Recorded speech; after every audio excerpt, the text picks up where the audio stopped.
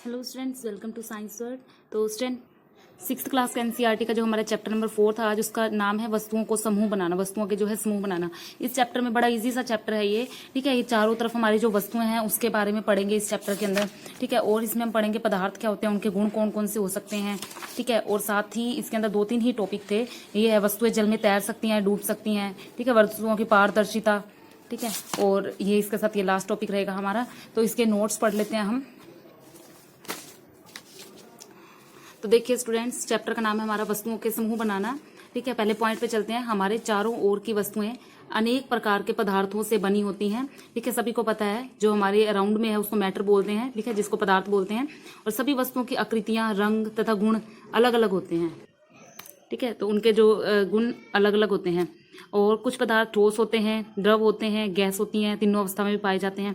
सभी वस्तुओं की आकृति, रंग, गुण अलग अलग होते हैं। नेक्स्ट है पदार्थ का प्रयोग एक से अधिक प्रकार की वस्तुओं को बनाने में किया जाता है। नेक्स्ट है एक पदार्थ से कई वस्तुएं बन सकती हैं, जैसे लकड़ी से कुर्सी भी बन सकती है, मेज बन सकती है, बैलगाड़ी बन सकती है, और भी काफी सारे हैं। लकड़ी से बेड बन सकता है, और भी काफी चीजें बन सकती है। तो इससे क्लियर है कि एक पदार्थ से काफी सारी वस्तुएं बनाई जा सकती हैं। नेक्स्ट पॉइंट है सभी वस्तुओं को अलग अलग समूहों में रखा गया है, ठीक है। तो देखो सारी वस्तुएं अलग है। अब जैसे लोहे की बनी वस्तुएं उनको अलग रखेंगे, ठीक है। प्लास्टिक की बनी वस्तुओं को अलग रखेंगे, कांच की बनी वस्तुओं को अलग रखेंगे। नीचे कुछ वस्तुएं लिखी हैं, आपको बताना है ये किस किस पदार्थों से मिलकर बनी है। अब जैसे एक का एग्जाम्पल दे दिया, जैसे प्लेट है या थाली, कि ये इसके अंदर ये थाली जो प्लेट है ये कांच की भी हो सकती है, इस्पात की भी हो सकती है, प्लास्टिक की भी हो सकती है, स्टील की भी हो सकती है, अदर भी हो सकती है, जैसे मान लो कांसा, पीतल, ठीक है, कुछ भी हो सकता है। इसी तरह आपने बताना पेन कौन कौन सा हो सकता है, ठीक है। और यहाँ कुर्सी कौन कौन सी हो सकती है, वो आपने इसको पूरा करना है टेबल को। नेक्स्ट पॉइंट पे चलते हैं। हमारे चारों ओर की वस्तुएं विभिन्न प्रकार के पदार्थों से बनी होती हैं। कई बार वस्तु एक ही पदार्थ से बनी होती है, या एक ही वस्तु कई पदार्थों से मिलकर बनी है। जैसे एक वस्तु है, मान लो कि एक वस्तु है वो 3-4 चीजों से मिलकर बनी है, जिसको मिश्र धातु बोल देते हैं हम, ठीक है। तो पदार्थ के गुण पढ़ लेते हैं। नेक्स्ट पदार्थ के कौन कौन से गुण हैं। सबसे पहला पॉइंट है पदार्थ ठोस, द्रव तथा गैस हो सकते हैं। नेक्स्ट है पदार्थ प्राय एक दूसरे से भिन्न दिखाई देते हैं, अलग अलग दिखाई देते हैं। जैसे लकड़ी लोहे से अलग दिखाई देती है, लोहा तांबा तथा एल्यूमिनियम से अलग दिखाई देता है। परंतु फिर भी अगर इनकी श्रेणी की बात करें तो लोहे, तांबे तथा एल्यूमिनियम में समानता है, ठीक है। यानी कि इनको एक कैटेगरी में रखा गया है, ठीक है, एक कैटेगरी में रखा गया है जो लकड़ी से अलग है। इसीलिए जो रसायन शास्त्र है इसने इसको 2 वर्गों में बांट दिया, धातु और अधातु, ठीक है। जो भी ऐसी वस्तुएं हैं जिसके गुण, जैसे मान लो लोहा हो गया, तांबा हो गया, सोना हो गया, चांदी हो गया, इनके गुण एक जैसे, इनको अलग रख दिया। लकड़ी, रबड़, इनको अलग रख दिया, ठीक है। तो ये अलग अलग समूह बना दिए। नेक्स्ट प्रॉपर्टी है पदार्थ कणों से मिलकर। तो देखो पदार्थ जो होते हैं वो कणों से मिलकर बने होते हैं, और इन कणों के बीच में खाली स्थान होता है।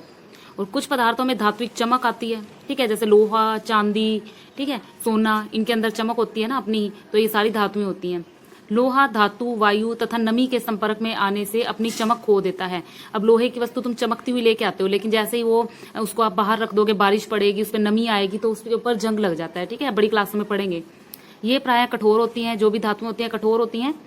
वे धातुएं जिन्हें आसानी से संपीड़ित किया जा सकता है तथा खरोचा जा सकता है, जैसे मान लो डक्टाइल होते हैं, मेल्योबल होते हैं, ठीक है। और ये सारे पदार्थ जो जिनको खरोच सकते हो आप, ठीक है, पदार्थ कोमल पदार्थ होते हैं। और जिन्हें नहीं संपीड़ित कर सकते और कठोर होते हैं, खरोचा नहीं जा सकता, वो सारे कठोर पदार्थ है। कोमल और कठोर पदार्थ आ गए। सॉफ्ट एंड हार्ड मेटल जिसको बोल देते हैं, soft metal, hard metal.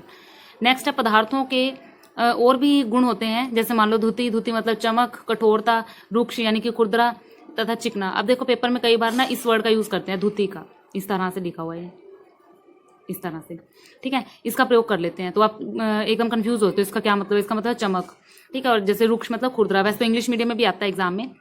Next है स्टूडेंट टॉपिक विलेय तथा अविलेय, ठीक है, सोल्यूबल और नॉन सोल्यूबल। तो देखो जल में घुलने वाले पदार्थ विलेय पदार्थ है, जैसे मान लो कि जल में चीनी का घोल या नमक का घोल, ये सारे विलेय पदार्थ हैं। जो जल में नहीं घुलते वो अविलेय है, जैसे जल में रेत डालते नहीं घुलता। अब क्वेश्चन क्या है, क्या गैस से जल में विलेय है। अब गैस क्या जल में घुलती है, कुछ गैसें जल में घुलती हैं जबकि कुछ नहीं घुलती। सामान्यतः जल में कुछ गैसें थोड़ी मात्रा में विलीन हो जाती हैं, जैसे मान लो आप एग्जांपल के लिए ऑक्सीजन गैस ले लो, विलीन होती है, जो जंतुओं और पादपों की उत्तरजीविका के लिए महत्वपूर्ण होती है। नेक्स्ट है वस्तुएं जल में तैर अथवा डूब सकती है। अब आपने एग्जाम्पल देने हैं कि कुछ वस्तुएं ऐसी होती हैं वो जल में तैरती हैं, कुछ ऐसी होती हैं वो डूब जाती हैं। जैसे सुई तो डूब जाती है पानी में, लेकिन जहाज तैरता है, ठीक है। तो इसका जो यहाँ पर तो आपको लॉजिक नहीं दे रखा, बड़ी क्लास में आप 9th क्लास में पढ़ोगे इसका लॉजिक। डेंसिटी उनका लॉजिक होते हैं वॉल्यूम और डेंसिटी। कुछ वस्तुएं लो जैसे गेंद, चाबी, सुई, कंकड़, पत्तियां सूखी हुई तथा गीली, उन्हें एक पानी के भरे गिलास जार में डालो और प्रतिक्रिया नोट करो। पानी में डूबने वाली व ना डूबने वाली वस्तुओं के 5 उदाहरण दो। तो स्टूडेंट आपने कमेंट बॉक्स में इसका आंसर देना है, कौन कौन सी चीजें डूब सकती हैं और कौन कौन सी नहीं डूब सकती। पेपर में भी आपको कुछ एग्जाम्पल दे देंगे कि क्या ये चीज आपकी पानी में डूब सकती है, या जो पानी में डूब सकती है उसके बाद टिक करो उसको, ठीक है। नेक्स्ट इंपॉर्टेंट टॉपिक आता है स्टूडेंट हमारा पारदर्शी और अपारदर्शी और प्रभासी वस्तुएं। तो देखो बड़ा इजी सा टॉपिक है। पारदर्शी ऐसी वस्तु है जिसमें से हमें साफ आर पार दिखाई देता है, जैसे सफेद कांच, ठीक है, जिसमें से हम इस पार खड़े हैं और बाहर का भी देख सकते हैं, ठीक है। और कुछ प्लास्टिक भी ऐसे होते हैं, ट्रांसपेरेंट प्लास्टिक जिसको बोलते हैं, हम जल में से देख सकते हैं आर पार।